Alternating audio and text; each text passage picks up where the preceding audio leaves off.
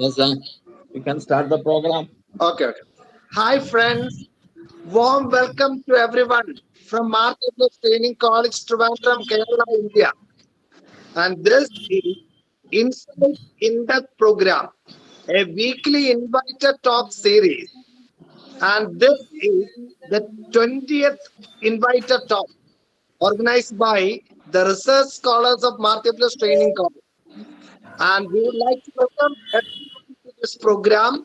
And this is a weekly program.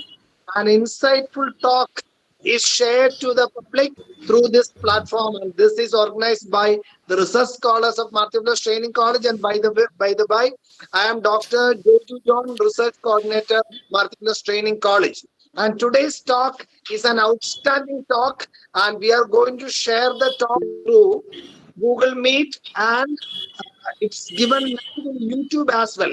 So you can send the link and the YouTube link to your friends and students so that many people can benefit from this program. Warm welcome to everyone once again, and be a part of this noble venture. Thank you very much. Over to you, research scholars. Thank you.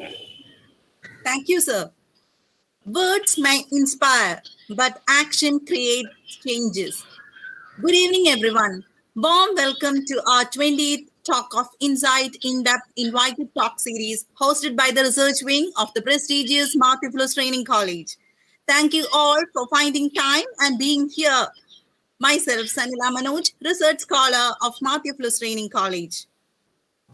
Prayer is the nearest approach to God. Let us begin our meeting by seeking the blessing of Almighty with a prayer. Please be paused for a while. Dear participants, please mute your audio.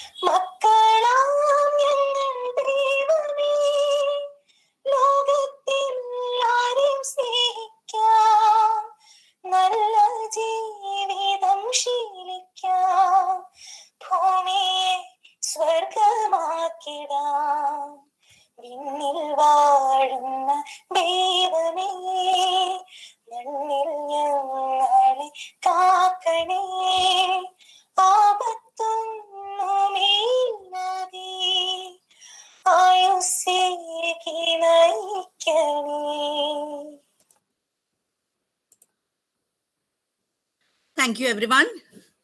Before we start, let me humbly remind you to mute your audio and video unless you are asked to unmute to avoid any distraction. If you have any queries related to the meeting, please type them in the chat box. After the talk by our resource person, there will be a deliberation time. At that time, you can clarify your doubts regarding today's topic. This webinar can also be watched live through the MTTC official YouTube channel. The link is shared in the chat box and also in the WhatsApp groups. Feedback form will be shared through the chat box at the end of the meeting. E-certificate will be received in the email ID which you have entered in the feedback form. I humbly request everyone to kindly follow the instruction for the smooth conduct of the meeting. Kindly cooperate. Thank you. Dear participants, we have to keep our participants list to 80. So the members of our college, be it an M.Ed students and the research scholars, if it exceed 80, please exit from the meeting and watch in the YouTube live video. Thank you. May I now invite Priya UV, research scholar, Multiple Training College, for the welcome address. Over to you, Priya.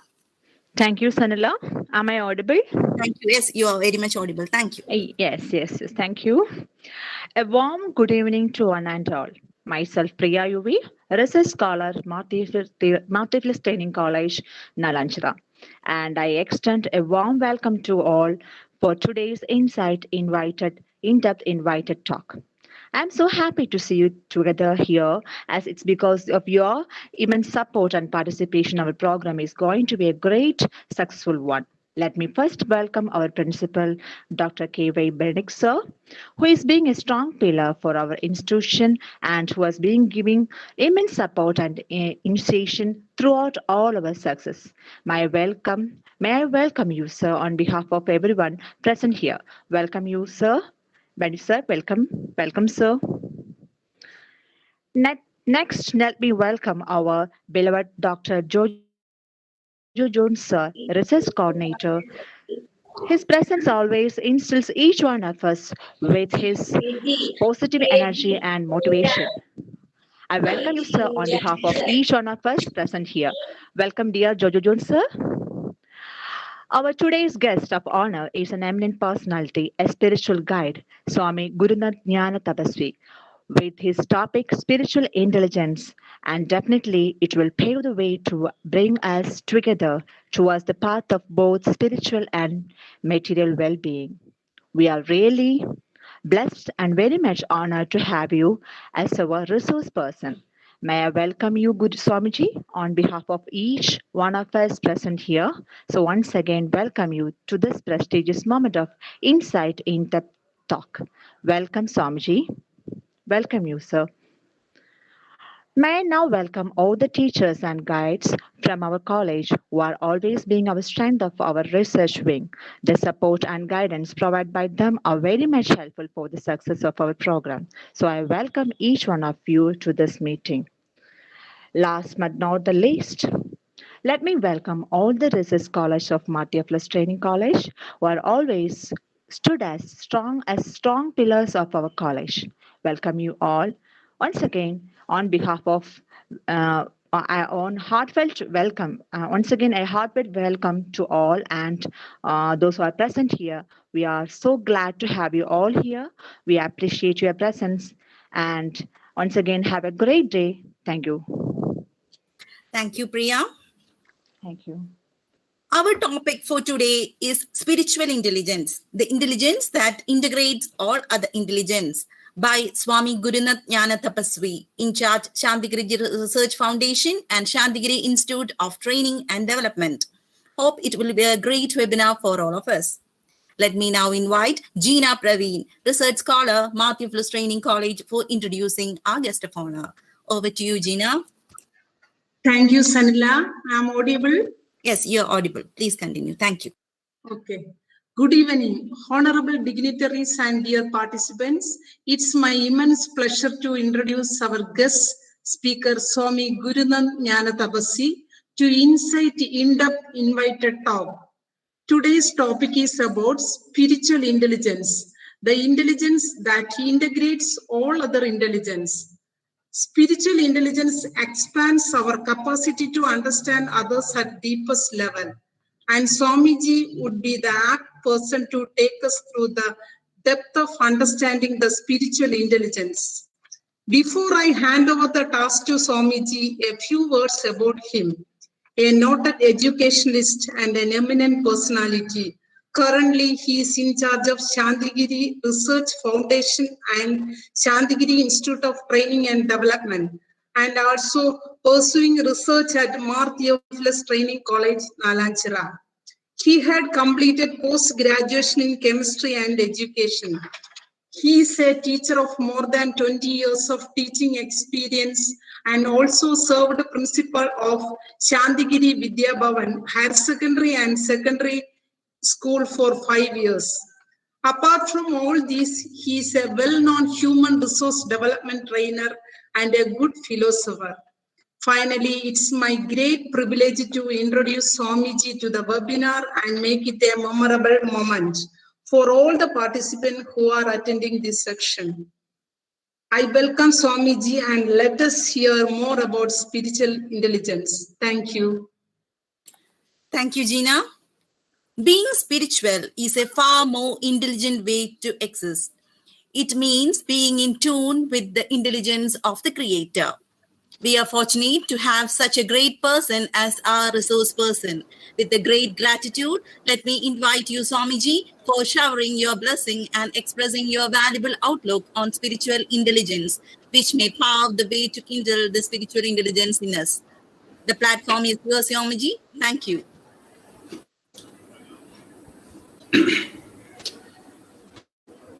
Hello, am I audible?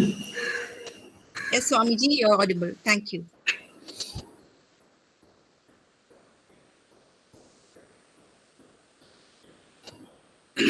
A warm good afternoon to one and all. Our most beloved Principal Dr. K.Y. Benedict and my respectful guide, our beloved Dr. Joji Jones, teachers, research guides from our college and other colleges, my colleagues of North Theophilus Training College and other dignitaries who are assembled here. It's a pleasure and a privilege for me to do a presentation regarding spiritual intelligence in this particular program, as it is so close to our heart, close to my heart.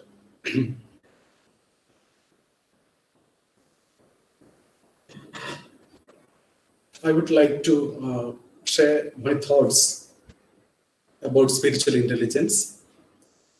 And before entering into the presentation, I would expect the help of Sanila Manoj. Yes, Swami. Sanila, can you please tell who you are? I am Sanila Manoj. More? Sorry.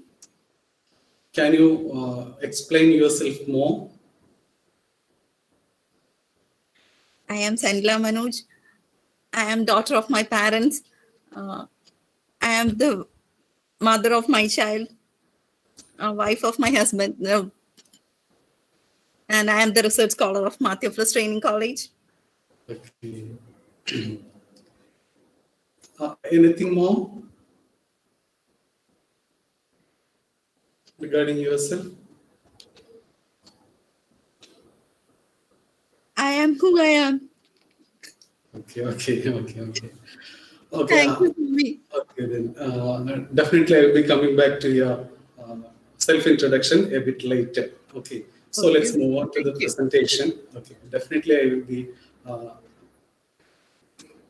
I have to think about is the presentation visible now? Yes, Swamiji, it's visible. Thank you. So today we will be discussing about spiritual intelligence. It is the intelligence that integrates all other intelligences. We are familiar with the concept of intelligence. It is the ability to learn. It is our capacity to adjust with the environment. In many ways, we have been discussing about intelligences. In multiple intelligence concept, we have heard that we have more than 9 intelligences, including in a particular way, the spiritual intelligence is also included in it as existential intelligence. So, in a different perspective, we could say that we have 4 intelligences. The first one is the intelligence of the body, that is the physical intelligence, or the body kinesthetic intelligence. A good example is our Sachin Tendulkar. He could manipulate his body well, and definitely Prabhudeva. That's also his capacity to dance is also a physical type of physical intelligence. Then we are much familiar with the intellectual intelligence, and the entire education system is based on this particular intelligence that is to be enhanced through the educational process. And the next one is the emotional intelligence. It's the talk of the time, or the much discussed intelligence of human capacity. From the time from Daniel Goleman onwards, it has been a topic of discussion. And then comes the spiritual intelligence. So there is a particular hierarchy there. So we have much type of physical intelligence. We are good at many things, many skills we have. But the intellectual capacity may not be that much powerful as the physical intelligences. In some persons, things will be different. And even though some persons are very high in their IQ, they may lack the capacity of emotional intelligence or emotional quotient. So that faculty will be comparatively less. And the spiritual quotient, it seems to be a bit more less than this emotional quotient. In this particular figure, you could see that EQ and SQ, they are interchangeable. Interchangeable arrow is given there because it is counteracting. Spiritual quotient will be enhancing the emotional quotient, and the emotional quotient will be definitely enhancing the spiritual quotient. So our body has an intelligence, the physical intelligence. Our intellectual intelligence is there, then the emotional intelligence, and the topic we are about to discuss, that is the spiritual intelligence. So these are the four types of human intelligences regarding our body, head, heart, and our spirit. Let's move on to the a bit depth into the concept. Conventionally, spirituality is considered as a sacred dimension of a religious process in which one seeks to reach the Creator God as embodied in the sacred religious texts. Although it may include traditional religious beliefs and practices, spirituality is a much broader concept that also includes non-religious beliefs and expressions. While religiosity may have been equated with spirituality at one time, psychologists now make sharp distinction between the two. So let's have a differentiation of the two. Spirituality comprises humans' pursuit for meaning in life, while religion encompasses an organized social structure with rituals and practices about a higher power or God. And that's the definition given by Ruth A. Channing. Religion is a framework for a system of beliefs and values, while spirituality involves a person's belief in a power apart from his own existence. Spirituality is defined in a different way by Synod. Spirituality is one's personal relation to the sacred or transcendent, a relation that then informs other relationships and the meaning of one's own life, while religious practices may be the external sign of a spiritual orientation, or simply a set of culturally cohesive practices, beliefs, and habits. Religion, it can be defined in a different way also. Religion is the rules, regulations, ceremonies, and rituals developed by man to create conformity and uniformity in the approach to God. So whoever follows a particular set of rules, regulations, ceremonies, rituals, then they and those persons and their community is assumed to be a particular religion. Well, spirituality is God's call in your soul. So there are much differences, can be elaborated in different ways. According to Deepak Chopra, religion is belief in someone else's experience, while spirituality is having your own experience. So these are some of the differences between this religion and spirituality. I would like to present you a different concept called pyramidal model of social organization.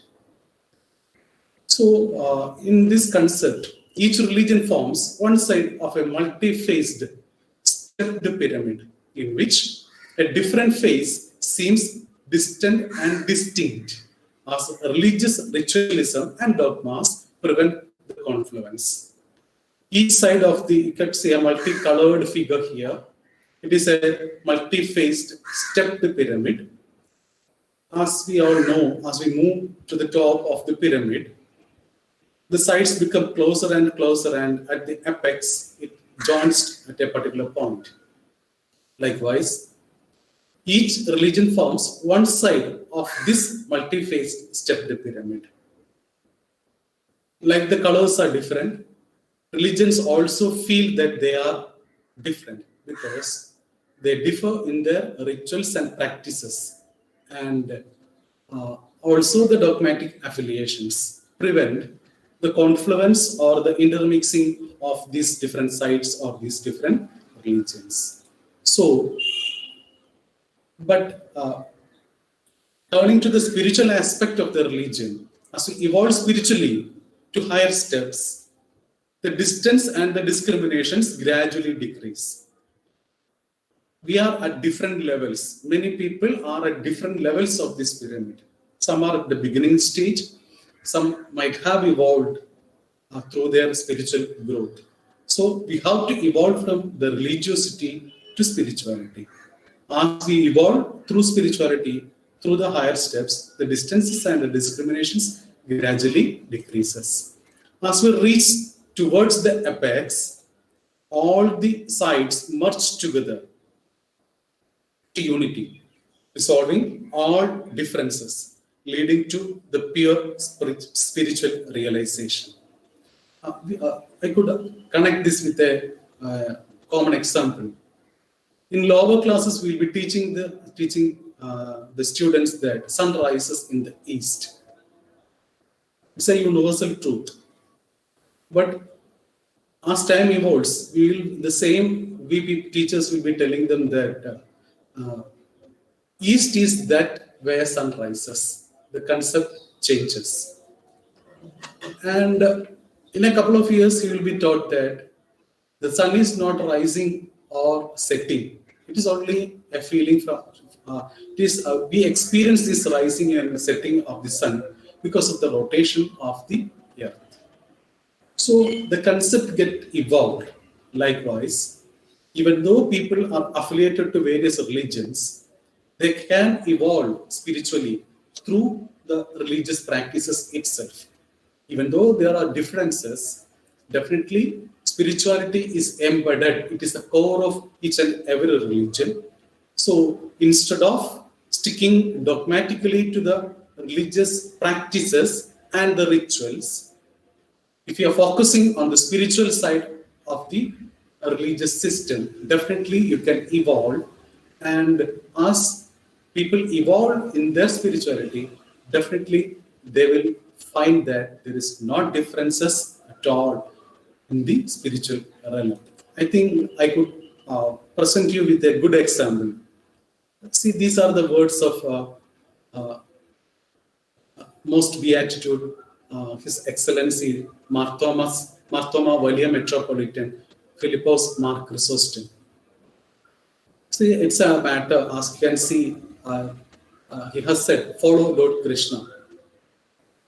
Definitely, a normal person, a normal Christian believer may not be telling these particular words because he is dogmatically affiliated to the religious practices of Christianity. But Chrysostom Valia Metropolitan is actually a very evolved person, spiritually evolved person. So definitely he could realize the truth in each and every religious system. So he is focusing on the spiritual side of every religion. So his but these particular words of Mark Chrysostom, William Metropolitan, definitely emphasize that we can evolve through religion towards the spirituality. So it is better for us to have a pan-religious awareness. That means we should have a deep awareness regarding the various aspects, the spiritual aspects of almost all of the religious system around your community. Major world religions, their concepts are available in many different ways. So definitely we have to have a pan-religious awareness regarding the spiritual concepts embedded in almost every religious system. So moving on to spiritual intelligence. The intelligence, it is defined in different ways. This particular type of intelligence, that is the spiritual intelligence, it came to fame through the work of Dana Sohar. She defined it as the intelligence with which we access our deepest meanings, purposes, and highest motivations. It is defined in a different way. The adaptive use of spiritual information to facilitate everyday problem solving and goal attainment. King in 2008 defined it in a different way. It's a set of adaptive mental capacities which are based on non-material and transcendent aspects of reality. Transcendent, we will be discussing about this transcendence later.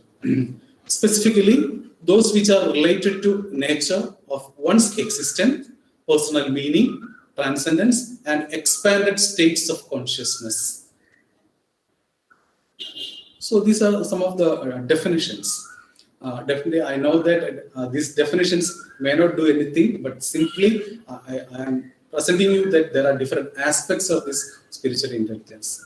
It is the ability to sense a spiritual dimension of life, which allows one to solve particular types of problems, primarily those of a spiritual or moral nature. It is the capacity to recognize multiple levels of consciousness, the awareness of spirit as the ground of being, and the awareness of one's relationship to the transcendent, to all people and to the earth. It is the ability to behave with compassion and wisdom while maintaining inner and outer peace, regardless of circumstances. That is, we have to maintain the equanimity, unswayed in all situations. So these are the different types, definitions of spiritual intelligence. Definitely, simply defining these things may not do any good for us. So I'm presenting before you the 12 principles of spiritual quotient or spiritual intelligence, and this is also put forward by Dana Sohar. The first one is the self-awareness, knowing what I believe in and value, and what deeply motivates me. That is the self-awareness. Then spontaneity, living in and being responsive to the moment. In a different way, it could be called as mindfulness. Being vision and value-led, acting from principles and deep beliefs and living accordingly. Then holism, realizing that whole is greater than parts. Seeing larger patterns, relationships, and connections, having a sense of belonging. Compassion, that is the next principle, having the quality of feeling with and deep empathy. Then celebration of diversity, valuing other people for their differences, not despite them. So these are the definitions given by Dana Sohar. Then field independence, standing against the crowd and having one's own convictions. Then humility, having the sense of being a player in a larger drama of one's true place in the world. The tendency to ask fundamental why questions. The needing to understand things and get to the bottom of them. The next principle is the ability to reframe. It means standing back from a situation or problem and seeing the bigger picture, seeing problems in a wider context. Then positive use of adversity. That means learning and growing from mistakes, setbacks, and sufferings. Then sense of vocation. That is feeling called upon to serve, to give something back. So these are the 12 principles regarding the spiritual intelligence put forward by Dana Soka.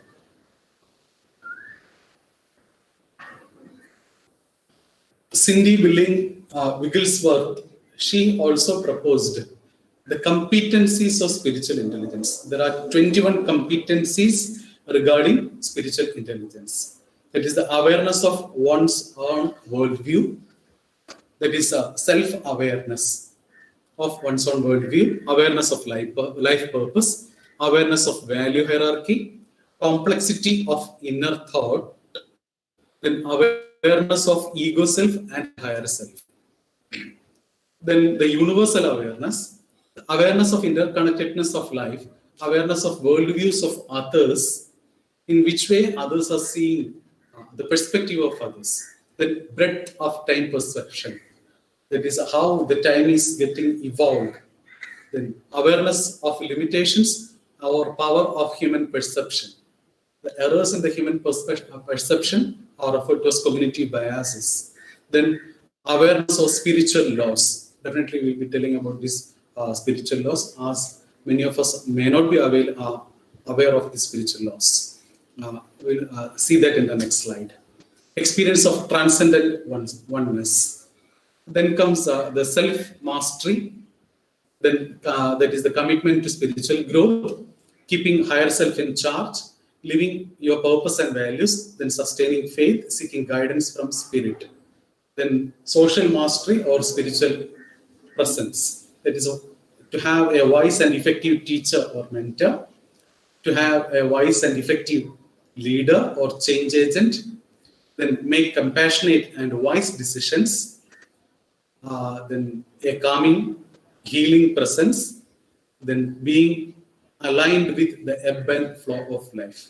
So these are the different spiritual competencies or the competencies of spiritual intelligence. Moving on to the 7 spiritual laws, they are the law of pure potentiality. It means if you have the desire, you have the ability to manifest that desire. It is well presented in the well-known novel by Paulo Coelho, The Alchemist. Then law of giving. If you want joy, give joy to others. If you want love, learn to give love. Give what you want. So whatever you are giving, you will be getting it back. Or it could be called as the law of attraction. The law of karma. We reap what we sow, so plant good seeds. The law of least effort. That means grass doesn't try to grow, it just grows. Fish doesn't try to swim, they just swim. So practice acceptance, responsibilities, and defenselessness. Don't defend anything in your life. That is the law of least effort. Then law of intention and desire.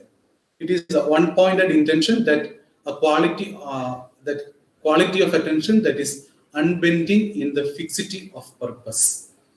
One-pointed intention. You must have an intention and desire, and the quality of the attention must be attached with it, and that will lead you to your purpose. So these are then the law of detachment.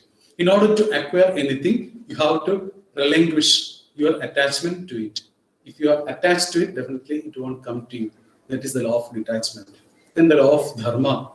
Everyone has a purpose in life, a unique gift or special talent to give to others. So these are the 7 spiritual laws, or the laws of success. So these are the things I got from my short literature review regarding the spiritual intelligence. So far, I have been telling about the things I got from my search for this spiritual intelligence. Now I'm trying to tell my concept of spirituality and spiritual intelligence. We human beings are biopsychosocial spiritual beings, and spirituality is an innate quality of everyone, and it permeates all human experiences. We have to remember the words of Thapaswi Chardin. We are not human beings having a spiritual experience. We are spiritual beings having a human experience. That means we are more spiritual than simply being physical. We generally assume that we are the body. That is why I asked this particular question to Sanila. Sanila, can you please explain who you are? Whenever Sanila is explaining what she is, she concentrated on the physical aspect of her living. By no means the concept of we being spiritual or we being a spirit or soul come to our mind.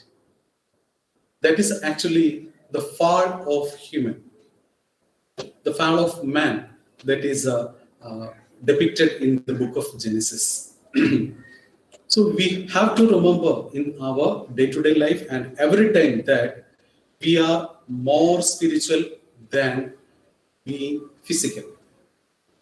Let me explain with that example. Is mobile phone a physical aspect or a spiritual aspect? Definitely you will be telling that it is a physical thing. Identifying oneself as spiritual or the spiritual element, it gives you some power. That means no one can touch the spirit or the soul other than you. No one can touch your spirit or your soul other than you. The good words of some other person may not touch it may enter your ears. It may be emotionally moving you or intellectually inspiring you, but it definitely won't touch your soul. Someone will be doing a bad thing to you. That will also not touch your soul. But what will be touching your soul? Three things can touch your soul. That is your word, your thought, your deed. Three things. Your thoughts can touch you, touch your soul. Your words can touch your soul. And your deeds can touch your soul. So you are the only person who could touch yourself in this soul or on the soul. So we have to realize that we are more spiritual than being physical. So let me come back to the example of mobile phone. Whenever you are using the mobile phone, is it a spiritual aspect or a physical aspect? Whenever you are using mobile for calling purpose and other things, definitely it is not making any problem. You are utilizing its utility. But whenever you are using it to view some porn videos or anything like that, or whenever you are using your phone through the social media to insult some person or probe into the privacy of some other person, definitely that will be touching your soul, especially in a negative way. If we are using this mobile phone and other gadgets definitely to inspire some other person.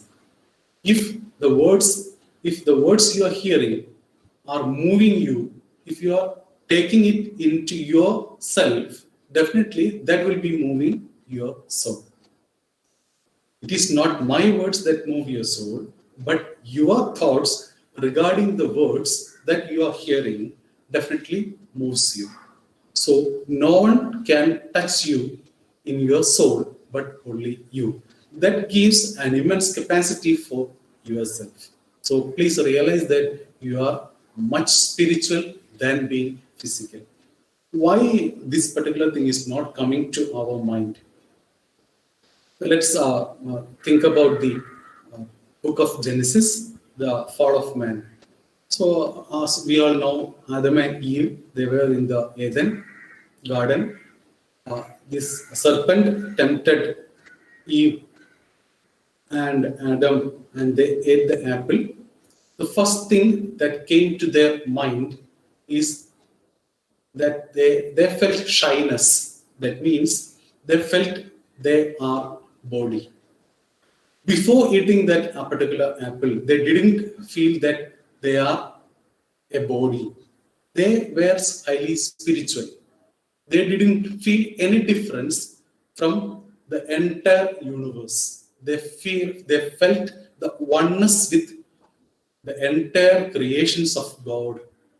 But when they had that apple, they become conscious about their body.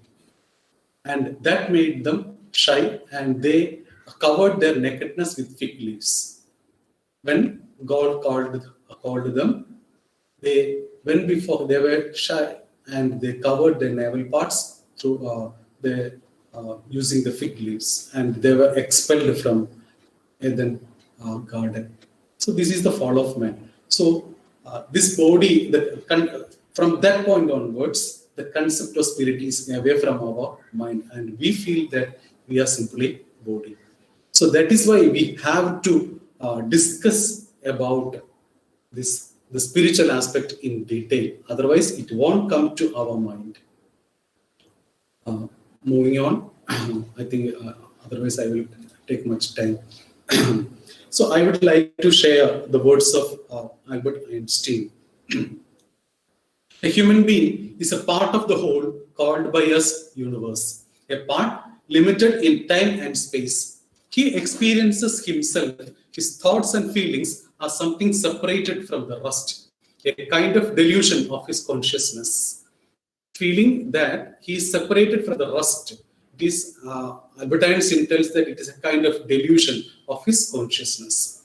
This delusion is a kind of prison for us, restricting us to our personal desires and to affection for a few persons nearest to us.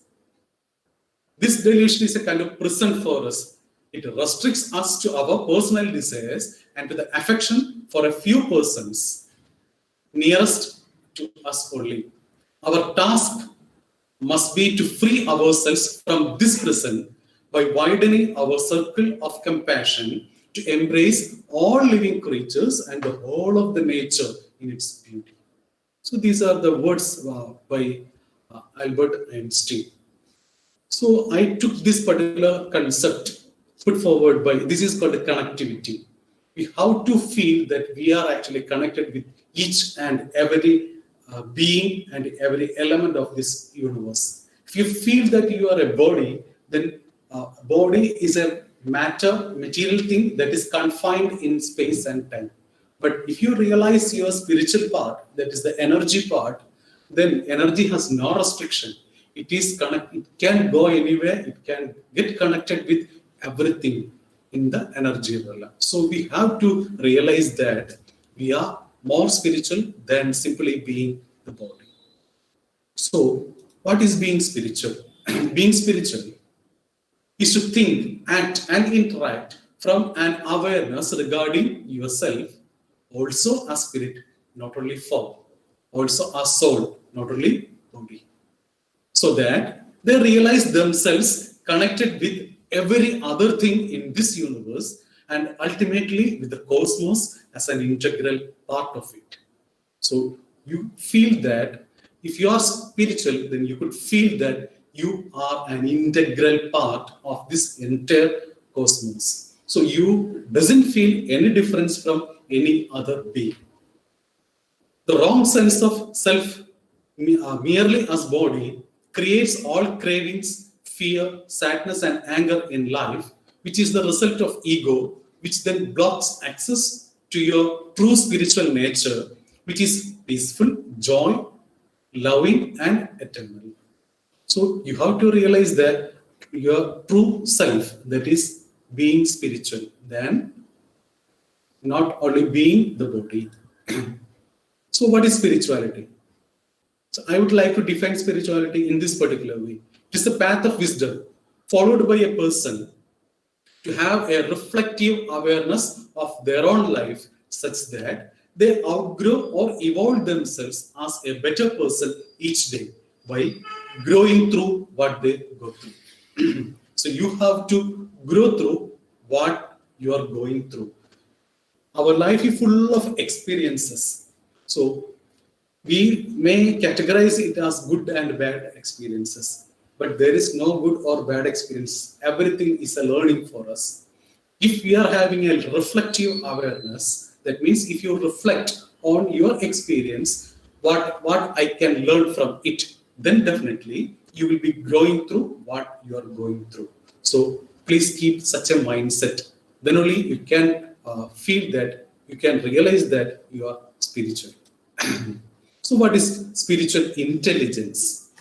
It is the ability of a person to shred or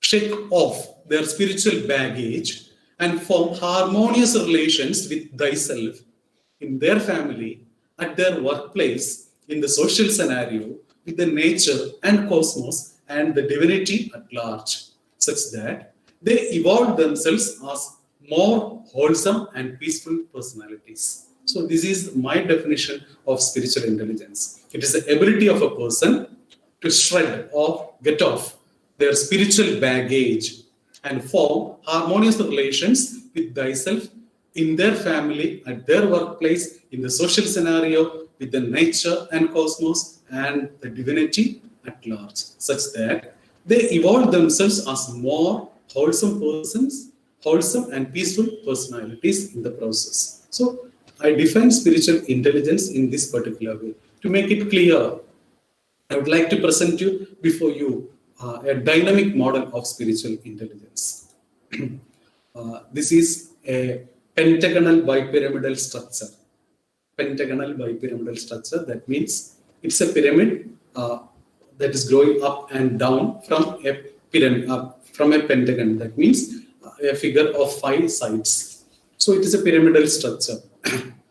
And each point, each vertex is occupied by, the central part is you, and one apex is yourself. Then another apex or another side is your family, and another side is your workplace, then your society, your nature in which you live, then your spiritual baggage, and the divinity. So these are the 7 elements that determine how spiritually intelligent you are.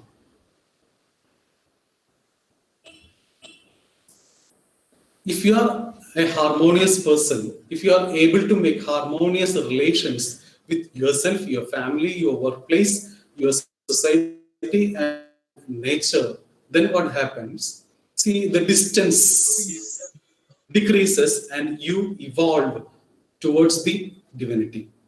But if your spiritual baggages are more, or if you are not able to make harmonious relations, then things will be different. So what happens? The entire thing will be weighed down under the weight of spiritual baggage. We will discuss about spiritual baggage. So the divinity will be very much away from you. And also, if the relations are not harmonious, the distance of your family, your workplace, your society, your nature, everything will be elongated. That means your distance will increase from all these elements. But you will be attracted more towards, you will be weighed down more towards your spiritual baggages. So what is spiritual baggage? It is the ill effect of non-virtuous actions or non-harmonious relations of a person, which weighs one down and creates various issues in life. This requires decluttering. That means you have to get these baggages off, otherwise it will cause much problems in your life. So that if these baggages are removed, then you can evolve spiritually towards the divinity. So this is the axis, the spiritual baggage and the divinity axis. It is called the vertical axis. And the other horizontal axis that shows your connectivity in this world.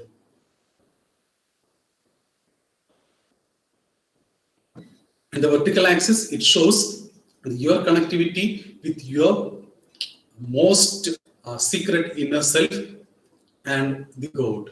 So there are this vertical axis and the horizontal axis. Okay. However, this you cannot do the decluttering, or you cannot get rid of the spiritual baggage by yourself as a whole. This requires the scaffolding from a more knowledgeable other. And definitely we know that this word more knowledgeable other comes from Vygotsky's social cultural theory.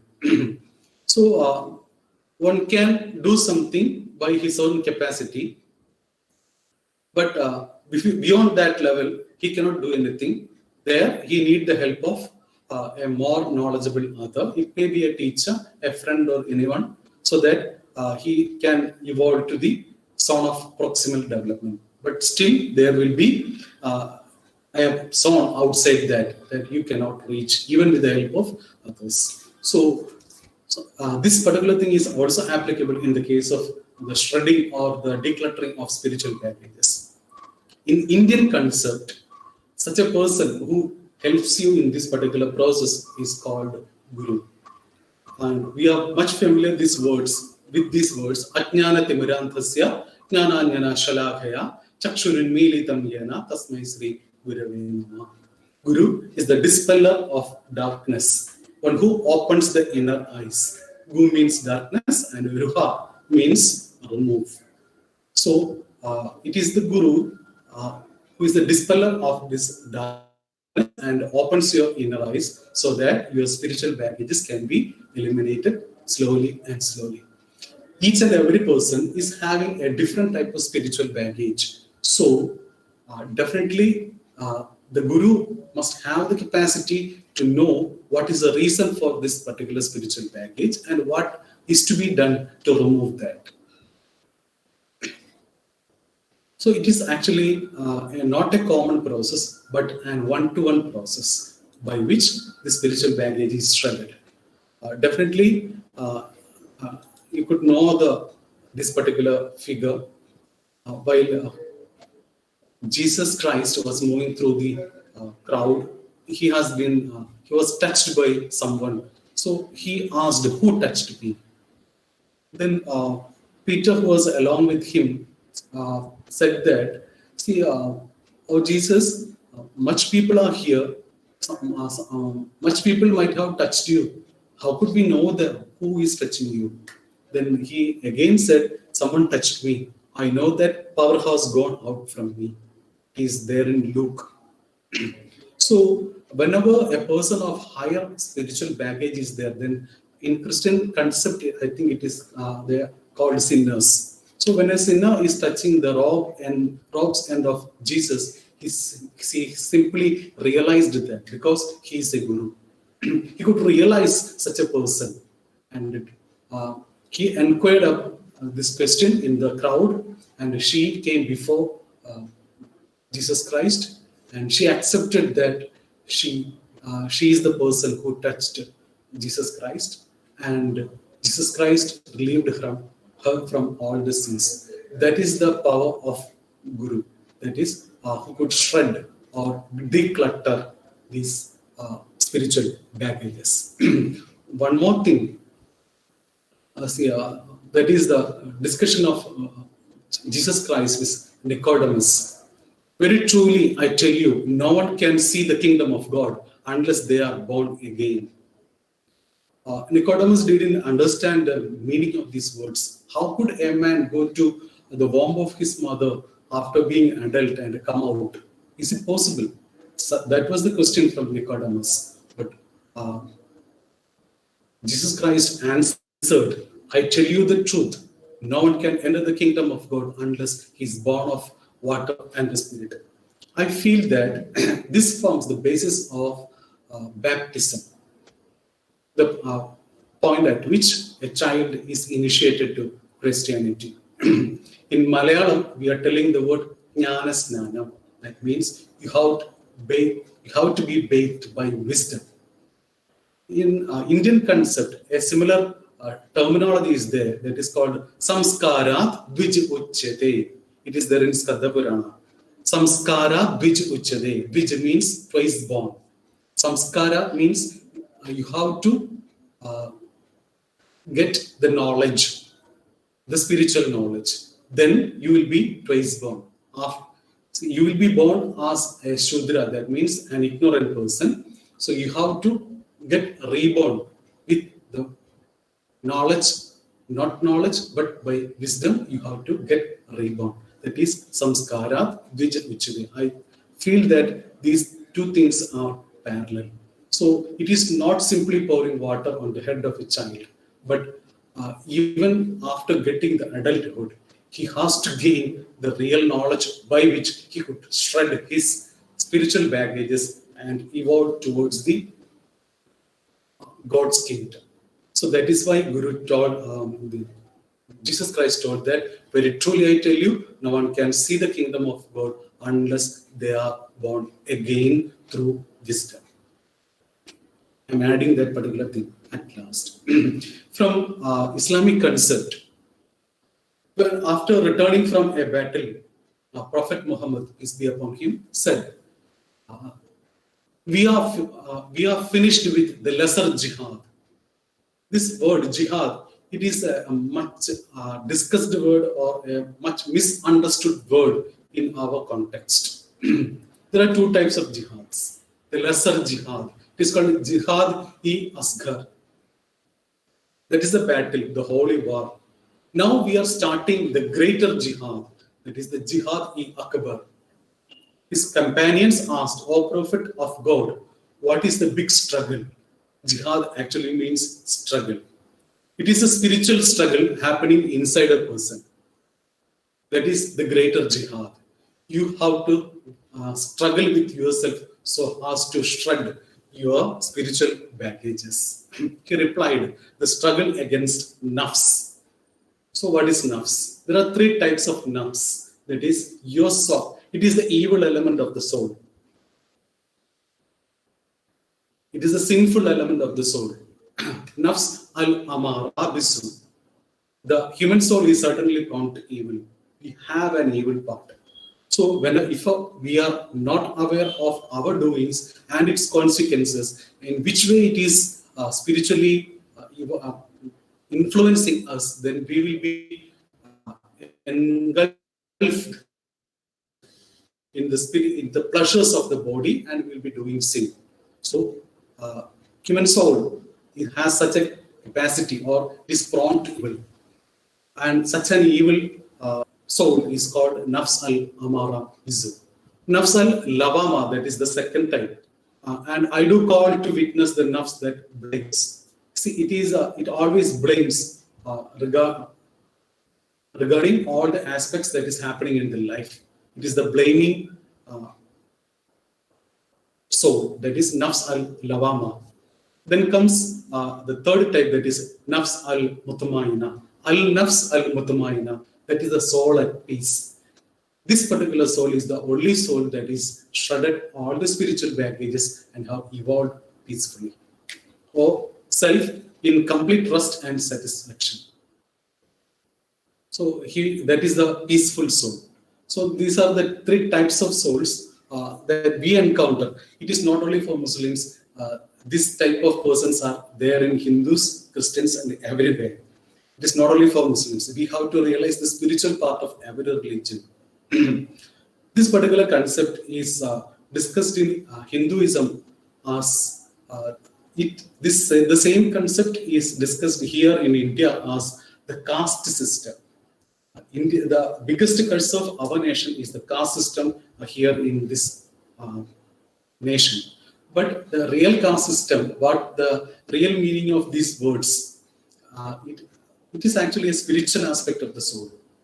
Janmana jayade shudra. That means whoever is born is if he is not having the right wisdom, he is a Shudra. That means those who are not having wisdom, they are called Shudras. Samskara which uchyade. Whenever you are getting wisdom, then you will be twice born and you are called Dvija. Then Veda Padhanat Bhavet Vipra. If you are studying the Vedas, then you will be becoming Vipra, and Brahma Jnanedi Brahmana. That means if you are realizing the God through your spiritual experiences, then only you are entitled to call as a Brahmin. So it is not the person who is wearing a punuli. It is not by birth. It is the way a person evolves spiritually in his life. That's the meaning of these words from Skanda Purana. Janmana Jayade Shudra, Samskarat Uchyate, Veda Padhanat Bhavet Vipra, Brahmajnanedi Brahmana. So I would like to compare and contrast these concepts. I would also like to include the Maslow's concept also into this. He is the person who told us about self-actualization. The first level is the psychological needs in the Maslow's concept. Then comes the needs for safety and security. Then comes the love and belonging needs. Then the self-esteem needs. And the last one is the self-actualization. So, even though there are four varnas or four castes, one is also there, that is called Chandala. This Chandala, they are not considered as human beings because they dwell only on their physical needs. They will be doing any atrocity to satisfy their physiological needs. So they will be having a criminal mind to harm you for the wealth. For if they are seeing a girl, then they will be thinking her not as a sister, not as a mother, not as a niece or anything like that, but only as a girl or only as a lady. So he will be satisfying his physical quests. So that is why he is called Chandala and he is not considered as a man. But please realize that this is not the caste system that is prevalent in India, but the real thing, the spiritual thing behind the concept. Then comes the Shudra, then the Vaishya, then the Kshatriya and the Brahmana. This Chandala, it is actually the Al-Nafs Al-Amara. This Vaishya, it is the Al-Nafs Al-Lavama. And the Brahmana, it is Al-Nafs Al-Utamaina. So this is the stages of evolution. So from animal man, who is attached towards the physiological needs or the physical needs of the body, then if he is able to shrug those things, then he will be able to evolve in the self and he will become an instinctive man. He will be acting according to the emotional instincts. Kama, Krodha, Lobha, Moha, Mada, Matsarya, Damba, Asuya, Ahangara. He will be behaving according to these different emotional things. But he may not be able to, he doesn't have emotional intelligence or IQ or the intellectual intelligence. He will be doing things under the emotions. So he is an emotional man or the instinctive man. But if he is able to evolve from that particular thing, or if he is able to get emotional intelligence and evolve, then he will become a rational man. He will be able to think rationally about the vice and virtue, the good and bad, and the dharma and adharma he is actually doing. Then he will be becoming a rational man. Then if he is able to evolve, then he will become a compassionate man or a benevolent man. So, a rational man, he will be doing things for himself or his family only. But a benevolent man, he extends his capacities to his fellow beings and to others. He doesn't feel any difference with others, so that he considers every person as a part of his family. Then people will be telling Vishwam Bhavati Eganidham, or Yavarum or Ekedu. Such words will be coming from those persons. We could see Mother Teresa, the most compassionate person we are familiar with. So that is the benevolent man. Then comes the realized man. So that after you're extending yourself to other beings, then you will be extending yourself to the entire universe, so that you could realize God in your day-to-day life.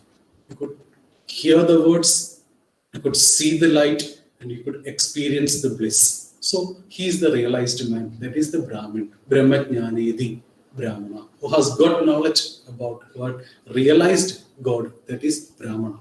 That is the level of self-actualization or the realized man. So this is the evolution of the self. That is the animal man, the instinctive man, the rational man, the benevolent man, and the realized man.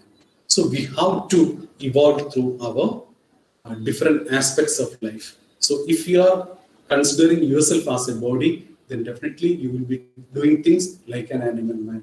If you are able to overcome that, then your emotions will come into play.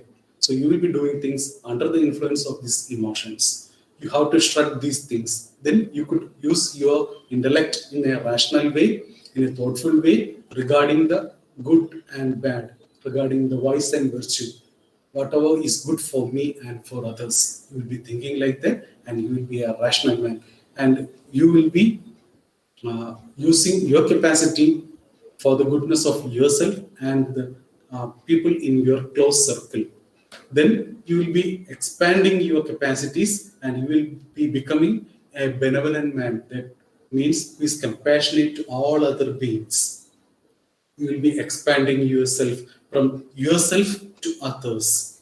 And from that level, you will be expanding yourself to the entire universe, and you will be realizing the God in that process. So that is the different stages, or the different evolution stages of yourself.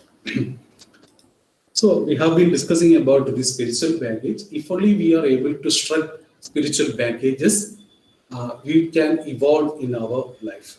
If we are having the spiritual baggage, then it will be reflected in very different ways in our life.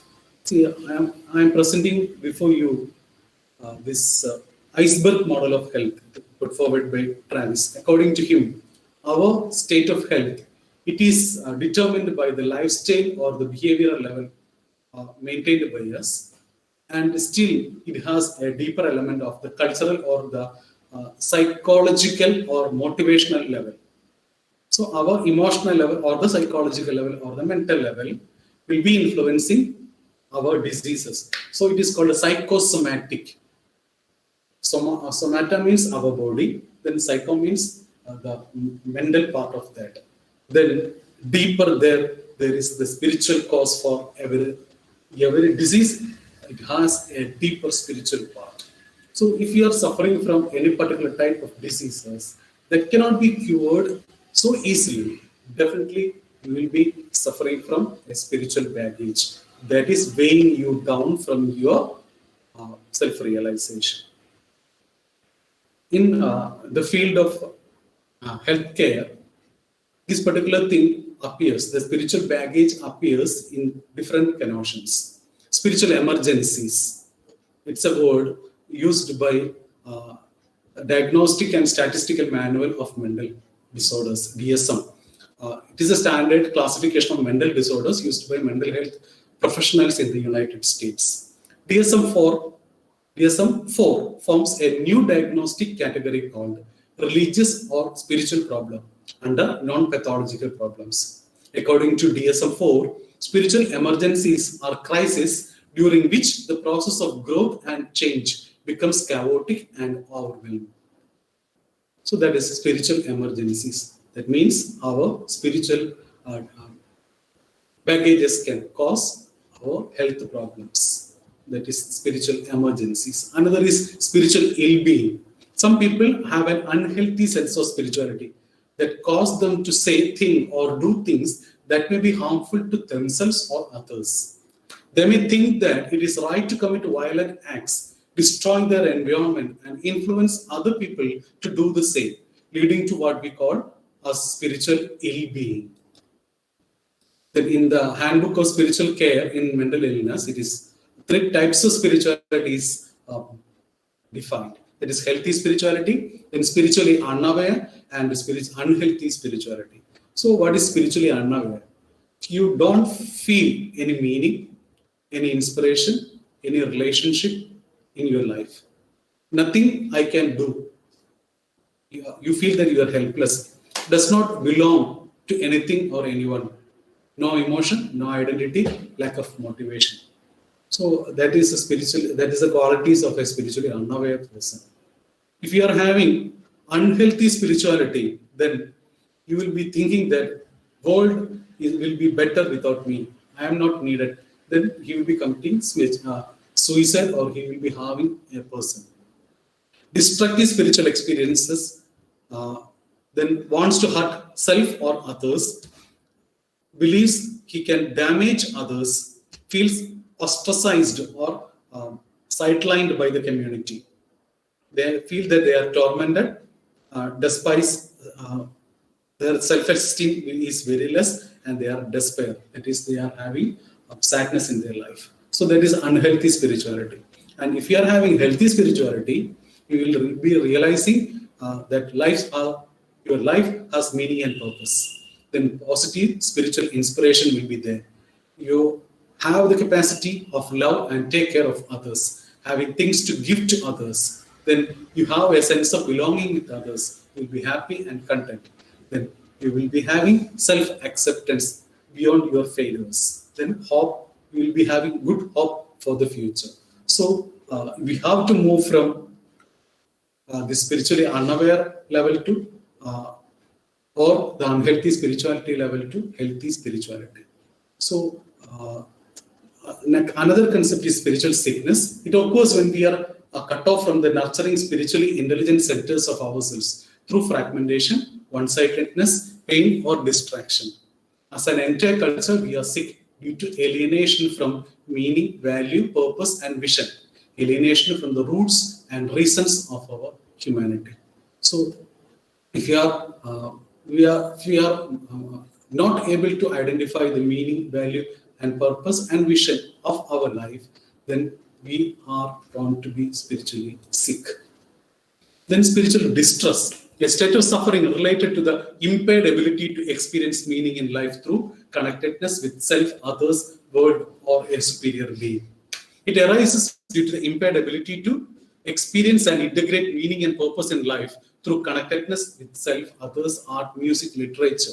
So everywhere you feel that you are connected with others. So if that connection is not working in a proper way, then your spirituality is at stake.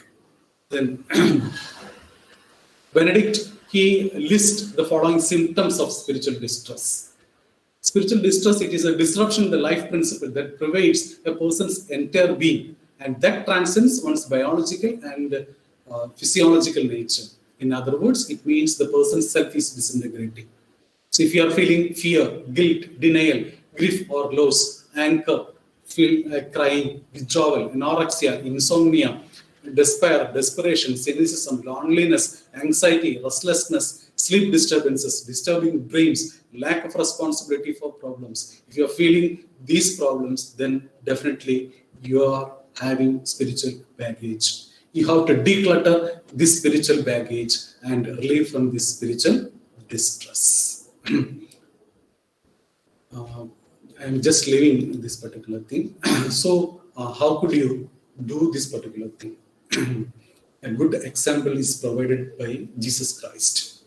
The way he prayed at Gethsemane. I'm not familiar with the pronunciation of that word. Oh Father, if it be possible, let this cup pass from me. Now, nevertheless, not as I will, but as thou willeth. So it is not according to my will, but according to your wish and will.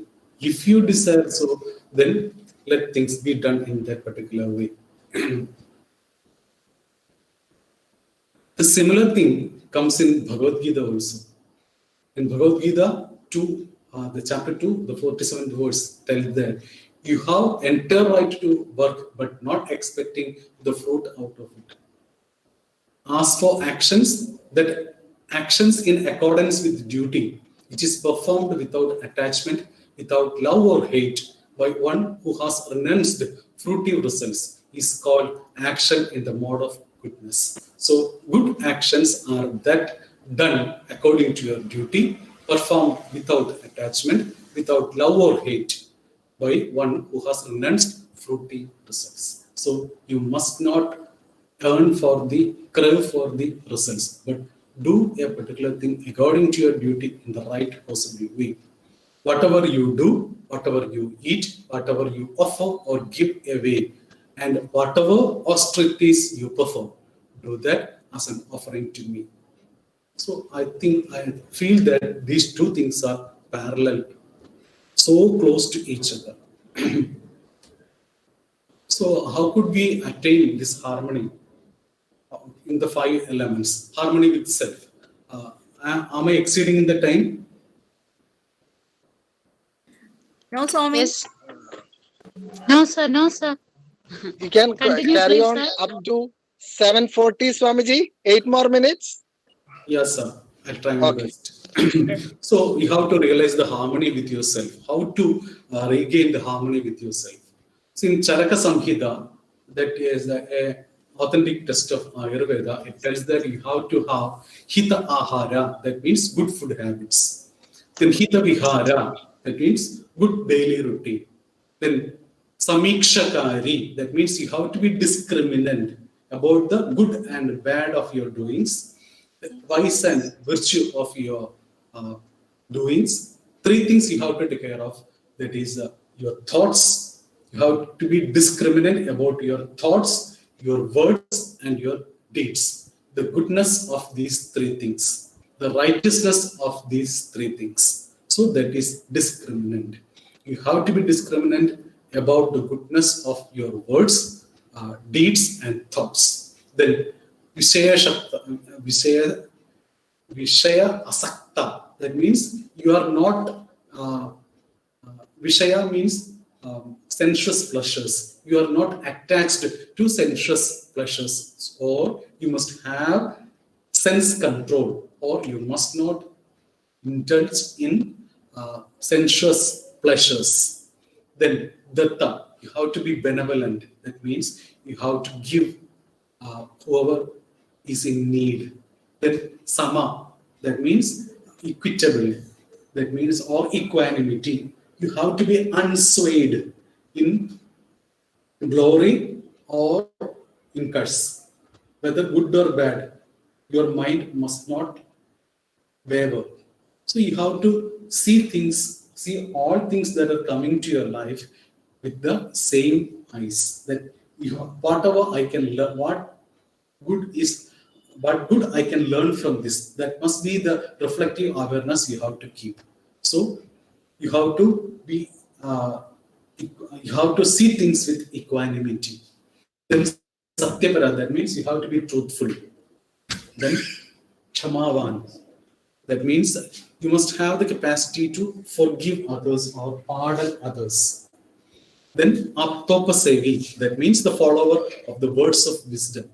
Apta means Guru. So Aptopasevi means you have to follow the words of a Guru.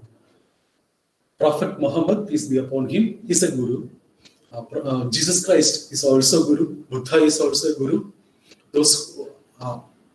Guru is the person who eliminates darkness from your inner self and bestow you with the light of vision.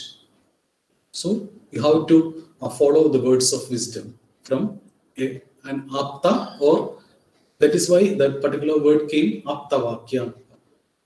These words from a knowledgeable person or a guru. So in this way, you can realize the harmony with yourself. Here you can see that there is the elements of your body, the elements of your emotions, elements of your intellect, and elements of your soul. So all these things are addressed in these 9 concepts put forward in Charaka Samhita. By this, you can attain the harmony with your inner self. Then, if you are having a good awareness of yourself, your deeds, your words, your thoughts, your strengths, your weaknesses, then you will be growing in your self-awareness. How good I am, how bad I am, what are my spiritual baggages, what are my emotional baggages, what are my cognitive biases, how could I overcome these difficulties. As one grows in self-awareness, one grows in self-control. So as one grows in self-control, one grows in self-respect. If you are able to control yourself, then only that will result in self-respect. As one grows in self-respect, one grows in self-confidence. As one grows in self-confidence, one grows in self-discipline. As one grows in self-discipline, one grows towards self-actualization beyond the ego self. I would like to share you the words of Mother Teresa. People are often unreasonable and self-centered. Forgive them anyway. If you are kind, people may accuse you of ulterior motives. Be kind anyway. If you are honest, people may cheat you, but be honest anyway. If you find happiness, people may be jealous, but be happy anyway. The good you do today may be forgotten tomorrow by others, but do good anyway. Give the world the best you have, and it may never be enough. Give your best anyway. For you see, in the end, it is between you and God. It was never between you and them anyway. So, you have to see only your connection with the God, your spiritual element. But we are always giving our ears not to God, but to our fellow beings, their feelings, their expressions, and their words. Whatever they, whether it is cuts or whether it is applauses, you have to be equitable in all situations. Whatever the true value you have to express it. That's the essence of the words of Mother Teresa. So, by that way, you can nurture yourself. Then the family level, the family spirituality or the harmony in the family. Spiritual parenting, how a parent brings his or her child in the path of spirituality.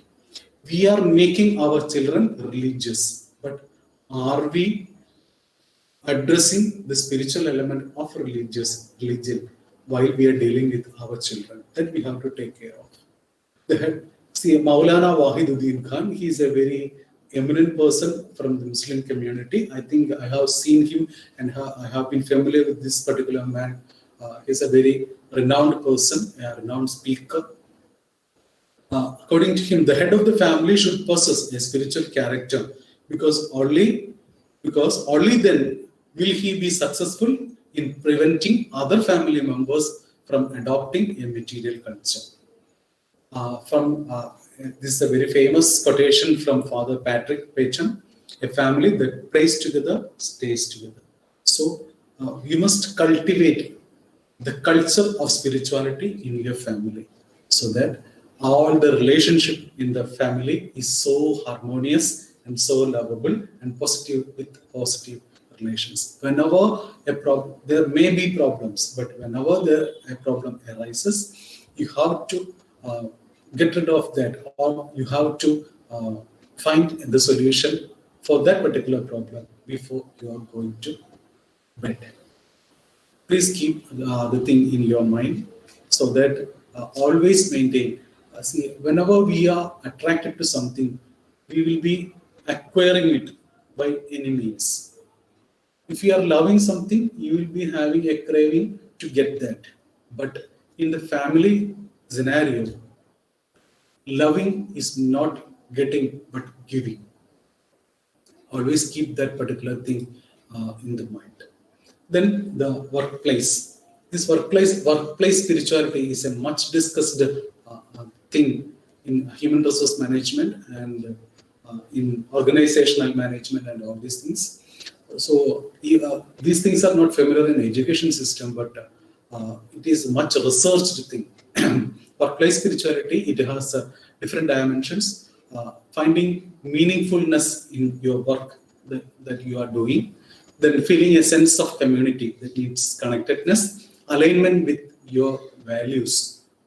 If the work you are doing, it must be in alignment with your internal values. Otherwise, you will be feeling much problems, and that will earn spiritual baggages in you. Then organizational commitment. If you are having a good spiritual atmosphere in your organization, then what happens? You will be more committed with your organization, and you will do your best. So that is the workplace spirituality.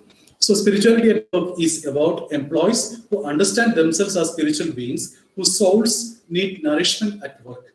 It is a spiritual culture recognizing that employees have both mind and spirit, seek to find meaning and purpose in their work, and desire to connect with other employees and be part of a community. So workplace spirituality, it has three elements. That is sustainable. It provides a sustainable workplace.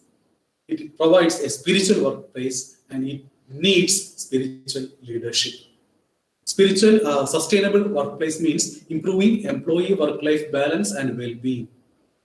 Then commitment to ethical and social responsibility, caring for other people, the organization, and the environment. So that is a sustainable workplace. Then spiritual workplace means creating and maintaining positive employee behavior and attitude at individual, team, and organizational levels. Then spiritual leadership, it requires spiritual leadership, inspiring employees by providing spiritual values, vision, a sense of calling and purpose, connection to each other, and a larger whole. So the earlier thing, that is the personal aspects of workplace spirituality, and this is the other. And this particular slide, it shows the organizational side of workplace spirituality. So whatever job we are doing, we have to find the real meaning and purpose in it. I think you could see a figure now. I would like to say a small story regarding this particular figure. This is the making of a temple. You can see three people sitting and working there. One man, he is a traveler, and he has been traveling and coming to this particular place. He came to the first person and asked, "What you are actually doing?" Then that person reciprocated that, "Don't you see this? Don't you have eyes? That still you are asking what I am doing? See, so what a man you are. You are seeing me doing my work, then still you are asking such filthy questions. Go away from this place." That was the response of the first person. Then he came to the second person and asked the same question. But he answered, "See, my family is in a very pathetic condition. I have to toil myself. I have to earn money for their sustenance. Then only I could be able to give food to my children. So I am working hard for my family. Actually, I am really working hard for them." Then he came to the third person and asked the same question, "What you are actually doing?" Then he told that, "I am trying to get an idol out of this stone so that the entire world can come and worship it.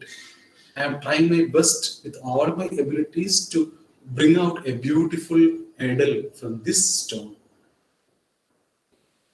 Whoever is coming here, this idol, he must get God realization. I am trying to get that features into this idol."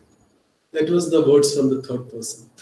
So they were doing the same job, but their awareness of the work they are doing, or the value system they are keeping, or the meaning, that is the meaningful work.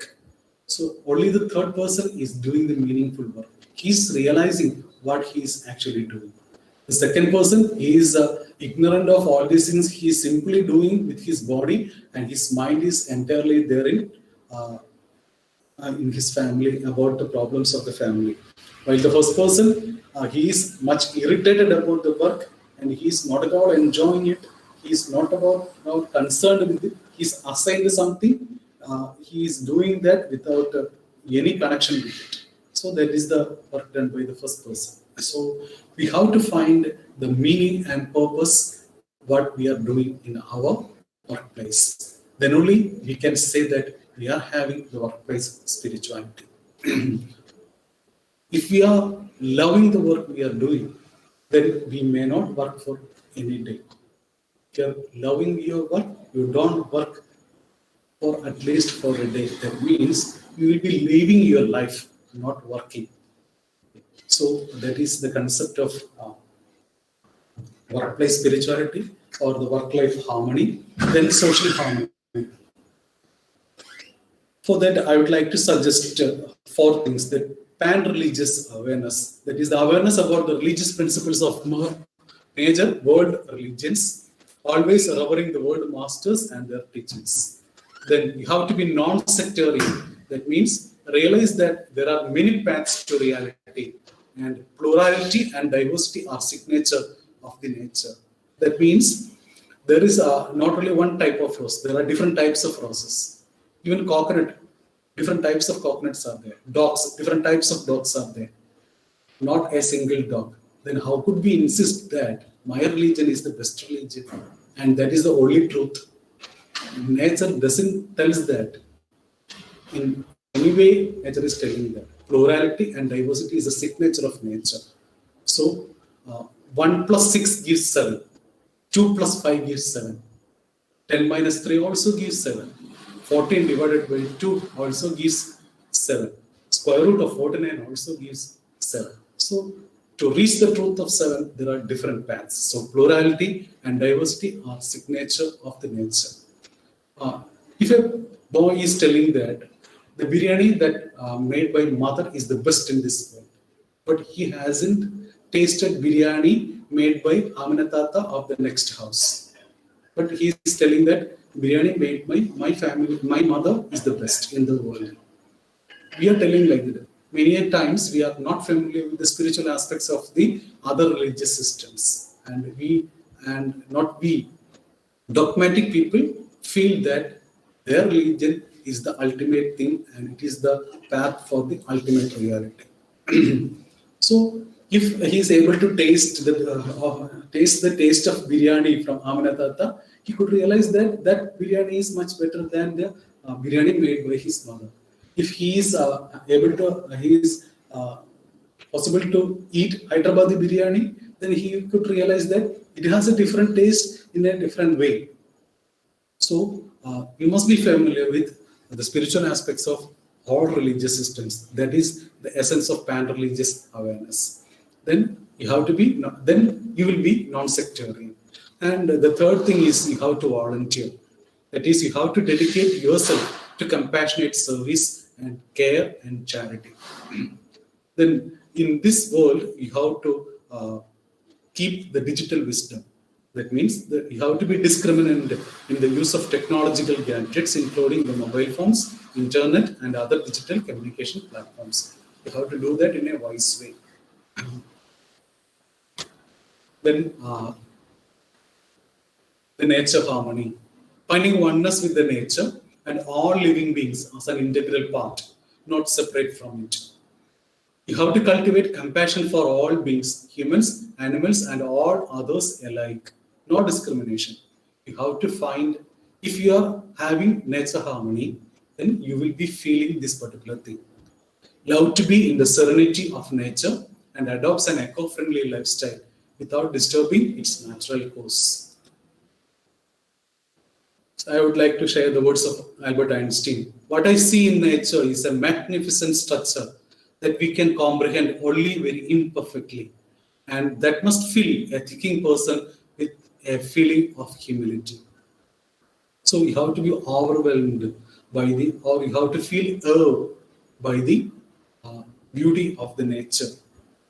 So get lost in nature and you will find yourself. If you are able to be in the nature, then you will be finding yourself, the true self of yours. You can see the painting of Saint Francis of Assisi. he is assumed to be the, the person of animals, because whenever he goes to a particular place, whenever he approaches an animal, that animal, even though it is so fierce, it will be at peace. In another figure, you could see a Buddhist priest who is in a friendly relationship with the tiger. So if you are having a spiritual element, if your spiritual consciousness is evolved, even animals can sense that, and they also get pacified by your presence. And regarding the destruction of this environment, the pollution of the planet is only an outward reflection of an inner psychic pollution. Millions of unconscious individuals not taking responsibility for their inner space. Whatever spiritual baggages you are having, how much you are polluted inside, you will be polluting your nature also in the same way. If you are having destructive thoughts in you, then you just don't fear to destruct the nature. These are the words from Eckhart Tolle. So whatever, if you are in harmony with nature, definitely we will not be harming the nature or polluting the nature. So the last part, harmony with divinity. See, if you are able to quiet your mind, the mind is always talking. It is having a self-talk. If you are able to quiet that, the soul will be speaking to you. In the silence of the heart, God speaks. If you face God in prayer and silence, God will speak to you. Source of prayers are source of great silence. These are the words of Mother Teresa. So, how could you identify the harmony with the divinity?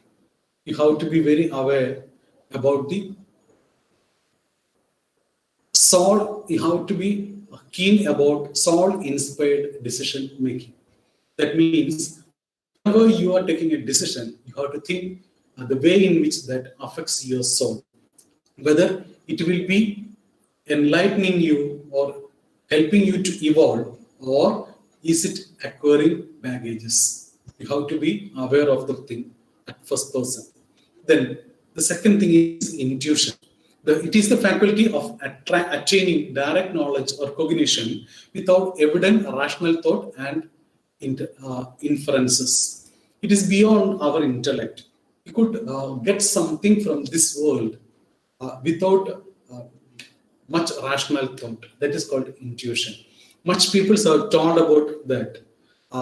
Intuition is a very powerful thing, more powerful than intellect, by Steve Jobs. The intuitive mind is a sacred gift, and the rational mind is a faithful servant. We have created a society that honors the servant and has forgotten the gift. Then, in the words that these are the words of Albert Einstein. Then Ralph Waldo Emerson has taught that the primary wisdom is intuition. In that deep force, the last fact behind which analysis cannot go, all things find their origin. So, intuition comes from a point where your rational analysis cannot reach. So, but that is the primary wisdom. It is through science that we prove, but through intuition that we discover. Whenever we are discovering something new, it is actually from our intuition. So there are different levels for intuition. That is physical intuition, a strong bodily response in a situation where there is no reason to think anything unusual is going. So in Malayalam, there is a telling that "May Karnavuga." That means whenever something is coming and hitting you, then you will be stretching your hand directly to hold it, to prevent that. Okay, that is the physical intuition. Then emotional intuition, that is the gut feeling. Then mental intuition, then you will be having inner vision. Then spiritual intuitions, it stems from a deeper inner knowledge of self and the world.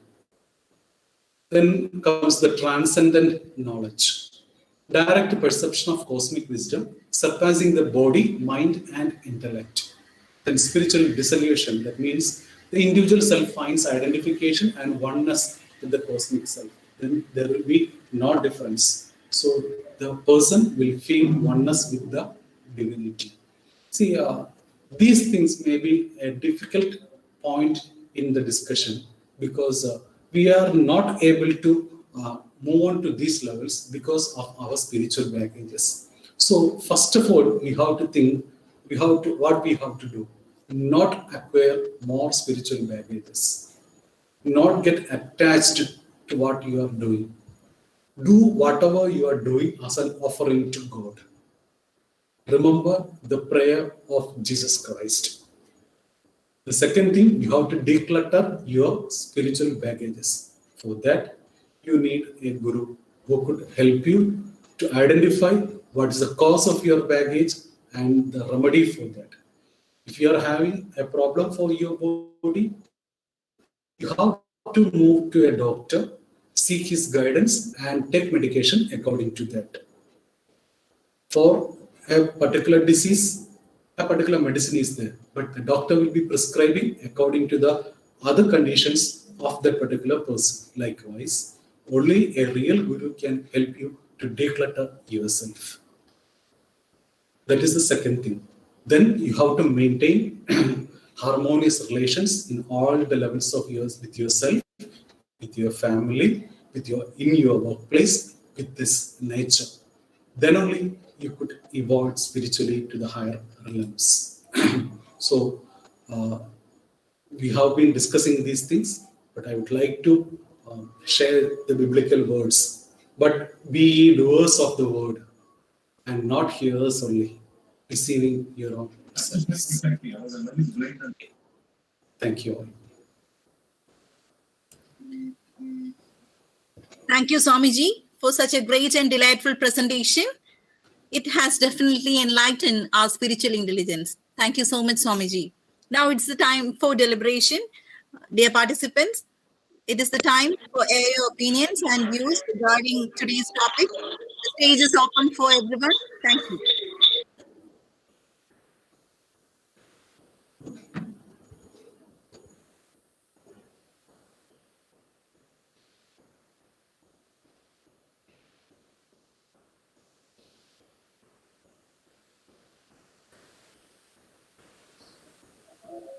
Anyway, not to lose time, Swamiji, congrats for your outstanding presentation and brilliant ideas. The presentation was super, filled with plenty of thoughts to ponder on. Thank you very much. And the research department of Martha's Training College is really proud of you. Hats off to you. Well done. Great work. Well completed. Thank you.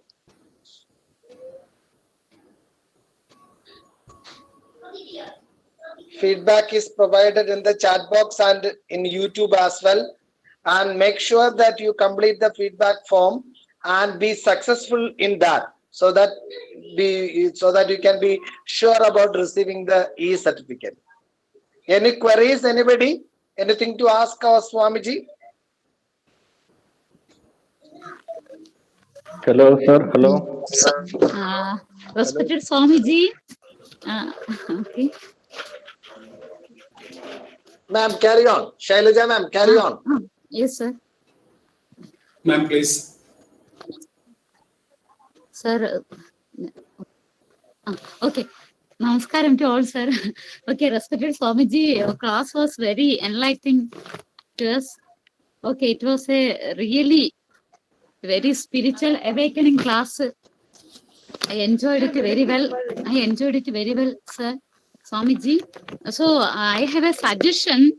So Swamiji had explained a lot of spiritual elements. I think it is for 1 week's class. Okay, within very short period. Okay, short time. It is. I think we are in need of too much time to comprehend and adopt all those elements in order to implement in our life. Am I right, Swamiji? Vast ideas. Okay. Vast ideas. Your knowledge is like an ocean. Really, my heartfelt congratulations to Swamiji. Okay. Expecting Dr. George Jones, sir, also conveying my heartfelt congratulations and thanks to sir for allowing me to join. Okay, this type of class in future classes also I'm expecting from our NTT college. Okay, sir. Thank you so much, sir. Shailaja, a link is provided in the chat box to join the Insight Indepth group. You can join that and you will give all the notifications and link every week. This is a weekly program. And you can watch all the 19 programs in YouTube also. All the programs are thank you, sir. uploaded in Thank you, sir. YouTube. Thank you very much. Anyway, I have wrote some few points. Okay, if Thank these notes, is there any provision to share these notes prepared by Dr. Swamiji, sir? Now the PPT is there in YouTube. You can watch the entire presentation with the slide. Jyotish sir, please. Thank you so. Thank you so much. Hello, sir. Hello, sir. Sir, please carry on. Sir, you're audible. So many good ideas are there, but at the same time, I do feel certain contrary that on one side, one quote was presented like that whatever we offer, whatever we think, whatever we deliver, do it as an offering to me. At the same time, one more statement was there that everything is good in nature like that. Whatever is there, everything is good.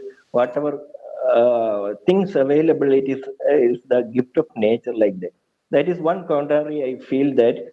Then second one is everything is the God's gift or nature's gift like that. And how can we say that? How can we make a hierarchical order among these species? Is it good that we are making a hierarchical order? These humans are good, other animals are not that much good. That hierarchy, is it good or not? These are my two questions. I am CS, Assistant Professor, Kerala University College of Teacher Education, Kollam. Thank you, sir. Thank you, sir, for your question. Sir, we have to be discriminant about the good and bad. See, in a question paper, whenever a teacher is preparing the question paper, there will be multiple choice questions. The teacher will be providing the right answer and the wrong distractors or wrong answers. It is the duty of the child to select the right answer. The good and bad will be provided by nature, but you have to be discriminate on what you have to choose.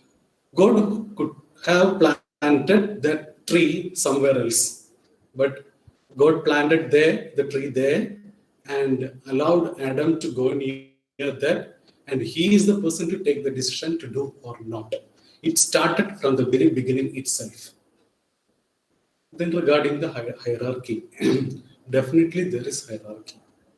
Everywhere there is, we are having hierarchy in our physical capacities, in our intelligence capacities, in our emotional capacities. Likewise, we also have hierarchy in our spiritual capacities. That is why we are having different experiences in our life. Even a teacher is teaching a particular class in a particular way only. But if there are 20 students or 25 students, they will be receiving it in different ways. It depends on the emotional capacity, the intellectual capacity, and also on spiritual capacity. So definitely there are differences. If there are differences, there is hierarchy also. Then only we could, if only we are realizing that particular thing, we could evolve. Otherwise, we will be staying where we are. If you have to evolve, you have to realize that and work for that. If only you are realizing that the intellect can be enhanced, then you can work on that. Likewise, spirituality is also a capacity that can be improved and enhanced. If we could enhance it, definitely there is a hierarchy in that. Swamiji, I have a small doubt to ask you, and I would like to gather your opinion also. So this concept of spirituality is really good. Religiosity, and we have to go above religiosity to spirituality. But there are possibilities of personal experience of God not idealistic type of experience. Just like human beings interacting, God is interacting with people and giving ideas and giving personal experiences and giving some kind of peace and joy in personal lives. Can these two go together, Swamiji? Spirituality and personal experience of God? So if you are having that personal experience from God, then definitely you are spiritually evolved. It is the same thing, sir. That came in the last part. See, that is the connectivity or the harmony with the divinity. If only you are evolving spiritually, you could be getting the words, getting the directions from the higher self. But we have to take care of something. See, in the Islamic concept, when discussing about this, the concept of nafs, Prophet Muhammad, peace be upon him, he advises to take to be cautious about Satan. This particular Satan was able to interfere with Jesus Christ also. So whenever you are getting a word like that, you have to be cautious from which source it is coming. If only a person who has experience in this particular things can guide a person in the right way. Otherwise, we may be distracted. See, the path to spirituality is the most problematic path. See, even many things can come in disguise. See, there is a saying that "Modapadanu panpatram kondu satyam adinmukham." That means the truth will be covered by a golden plate. You feel that that golden plate is the right thing, but the real light behind that. So you have to look through you have to go beyond the first sight. That means you have to evolve yourself to realize the truth of this. At first, whenever you are getting this, you will be highly realized. But please keep a prayer always in your mind, in your daily prayers, to know the truth by yourself. If something is more truthful than what I am seeing and hearing now, let that also come to me. Such a prayer, please keep that in mind. Then definitely things will come in the right way.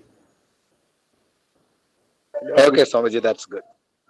Good evening, Swami Gurunand, and all the dignitaries. I am CB Aloysius. I am a first year ML student from Fatima Memorial Training College. I have a question. First, there was actually, you explained, there was actually 4 types of intelligence. And of course, I want to know that we all know that there are multiple theories of intelligence from Howard Gardner.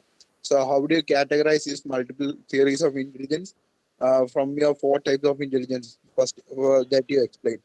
And I have a question that how can you attain like spirituality? There are different types of religion. Like I have a what's the correct word? Actually, I'm not getting that word now.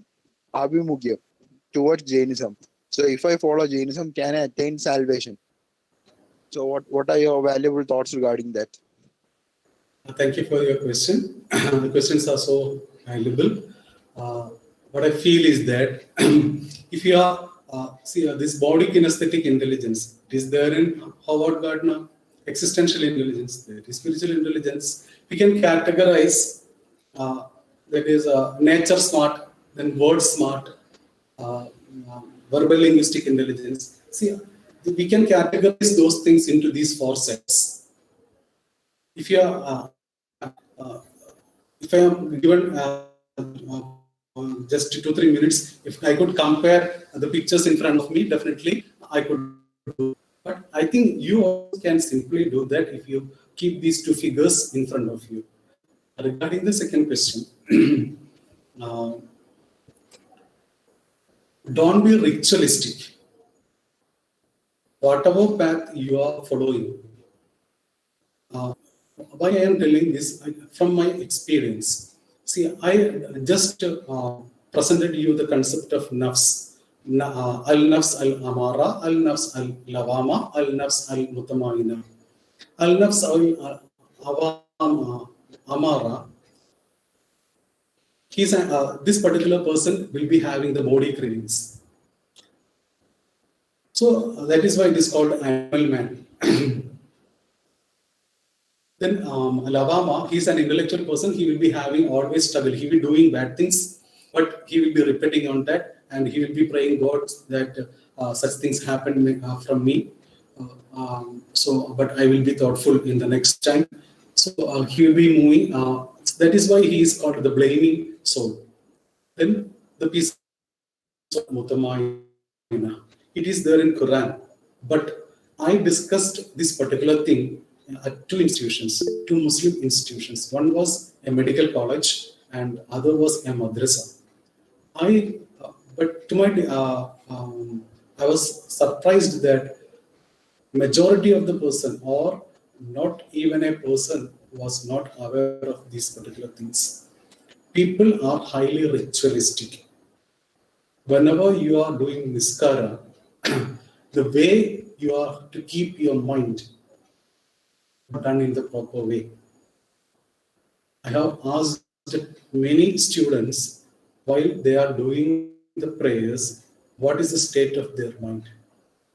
The mind is wandering. If you are doing the rituals with a wandering mind, then what will be the effect?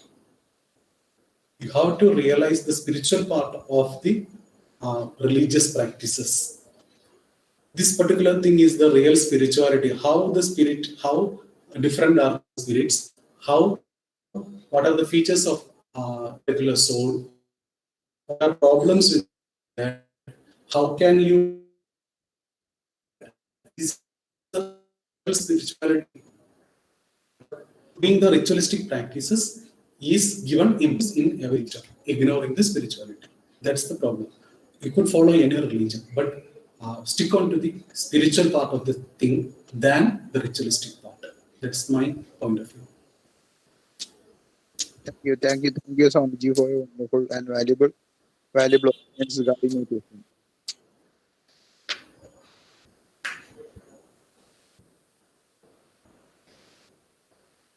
Shall we move forward to the vote of thanks session?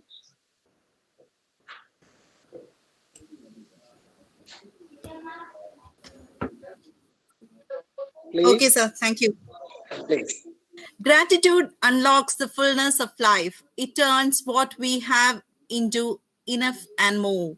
Now it's the time to express our gratitude. Let me invite Smriti S. Pillai, research scholar, Multiflows Training College, for proposing the vote of thanks. Over to you, Smriti. Thank you, Sanla. Am I audible? Yes, Smriti, you are audible. Please continue. Thank you. Good evening, all of you. We are happy to mention our sincere thanks to our principal, Dr. K.V. Benedict Sir, whose attitude always helps us to develop enthusiasm and vigor to surge ahead. Next, I would like to give thanks to our research coordinator, Dr. Jojo Jones Sir, who is the motivation power of the research wing. I also express my heartfelt gratitude to our Swamiji for being with us and enlighten us with his insightful spiritual ideas. Thank you, Swamiji. I also express my thanks to all the participants who is the true part of the program. Thank you all. Last but not least, I would like to extend my wholehearted thanks to all the research scholars. Thank you all. Thank you, Sanla. Thank you, Smriti. Dear participants, please fill the feedback form. The link is shared in the chat box. E-certificate will be received within 2 days in the email ID which you have entered in the feedback form. Thank you so much for your valuable presentation. Thank you all the national and international participants. Thank you so much. Please join us on next week for another great webinar in our Insight Indepth Invited Talk series. Thank you so much. See you all. Hello. One announcement, Sanila. Yes, Most probably, we'll be having one UN expert for the next Insight Indepth talk, and he will be delivering from New York about UN's initiative on sustainable development. That is going to be an outstanding session. I would like all the participants to join next week. And in order to adjust time, our next program may probably be at 8 p.m. in the evening, from 8 o'clock to 9:30 for